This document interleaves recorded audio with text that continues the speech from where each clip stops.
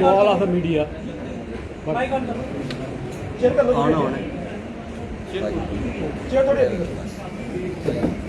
चलो बोलो। we are the contractors and we are very thankful for the media.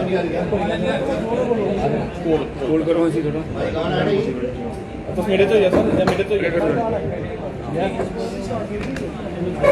We are very thankful for the media to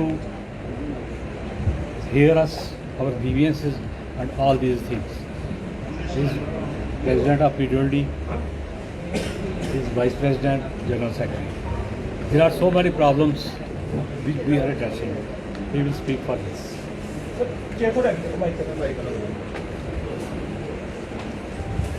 सबसे पहले मैं पूरी media का थैंक्स करता हूं, जिनकी वजह से हम अपनी आवाज़ गवर्नमेंट के पास पहुंचा सकते हैं। और जितनी बार भी हमारी किसी ने अगर हेल्प की है वो एक मीडिया ही है जिसके माध्यम से हमने अपनी आवाज़ गवर्नमेंट तक पहुंचाई। और हमारी सुनवाई चंद अफसरान ने ही की, बाकी इसके ऊपर किसी ने भी कोई एक्शन नहीं लिया।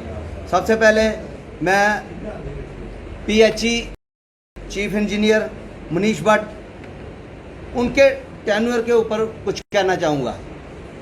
चीफ इंजीनियर PHE 2 साल उनके यहाँ पे उनका टेन्योर पूरा हो गया है।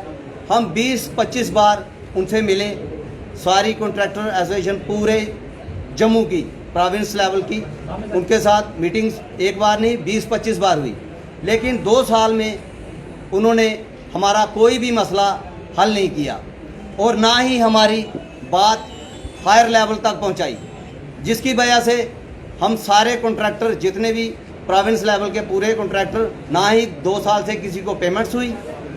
जितने भी हमने उनको मुद्दे अपने बताए वो सारे के सारे मुद्दे बिल्कुल कहीं भी टेकअप नहीं हुए। और हमें आज तक 2 सालों में, पिछले 2 सालों में ना तो कोई पेमेंट हुई और ना ही हमारी कोई सुनवाई हुई।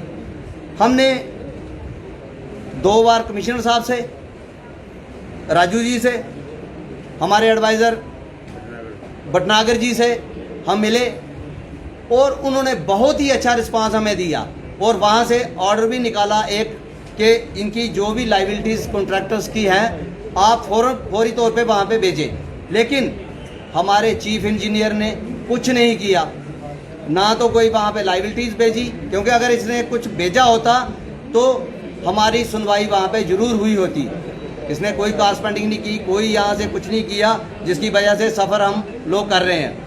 हमने सबसे बड़ा मुद्दा जो प्रधानमंत्री जी ने स्कीमें यहाँ पे JJM यहाँ पे चलाया, LG साहब उसके लिए पूरा इनिशिएटिव ले रहे हैं, लेकिन वो अगर स्कीम फ्लॉप होती है तो उसका मेन वजह जो है हमारा चीफ इंजीनियर है, क्योंकि इसने बाहर की जो जितनी भी जम्मू के जो कॉन्ट्रैक्टर थे उनको पेमेंट्स ही नहीं हुई तो उन्होंने टेंडर कहाँ से डालने थे। जिस कॉन्ट्रैक्टर की पेमेंट ही पूरी ब्लॉक हुई होगी वो आगे उसको बोलेंगे आप टेंडर डालें, वो कैसे टेंडर डालेगा।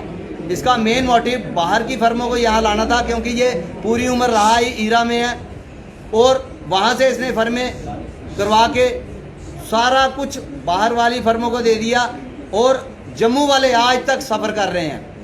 ना तो इसने JJM को फ्लॉप करने वाला अगर कोई बंदा है तो ये मनीष भट्ट है।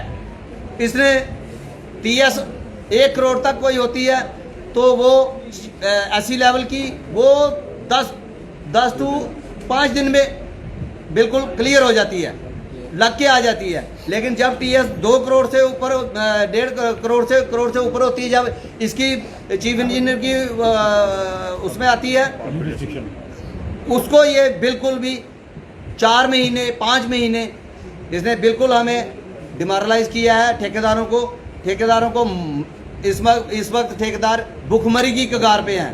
बैंक से इन्होंने लिमिटें ली हुई हैं। अगर कोई ठेकेदार टेंडर डाल रहा है वो इस वजह से डाल रहा है क्योंकि उसको लिमिट अपनी रिन्यू करवाने के लिए वहाँ पे अलॉटमेंट्स चाहिए, इसलिए वो टेंडर डाल रहा है, नहीं तो यहाँ पे कोई टेंडर भी ना डाले।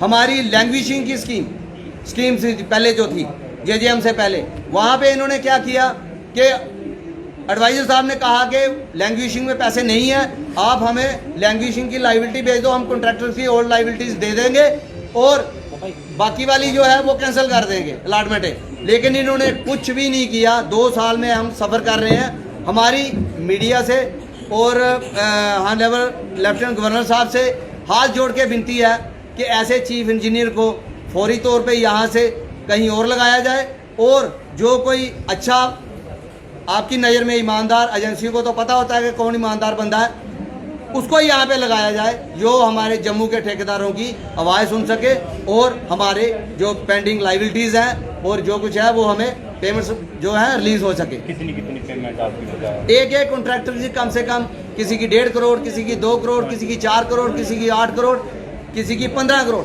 मतलब कि यहाँ पे देखो सेंट्रल गवर्नमेंट ने यहाँ पे बोल रहे हैं कि हमने 600 करोड़ भेजा, 800 करोड़ भेजा, लेकिन ठेकेदारों की अगर लाइबिलिटी पूरी की पूरी वैसी की जो की तो पड़ी हुई है, तो वो पेमेंट कहाँ गई? वो पैसा जो है जो सेंट्रल गवर्नमेंट ने भेजा, वो पैसा कौन ले गया?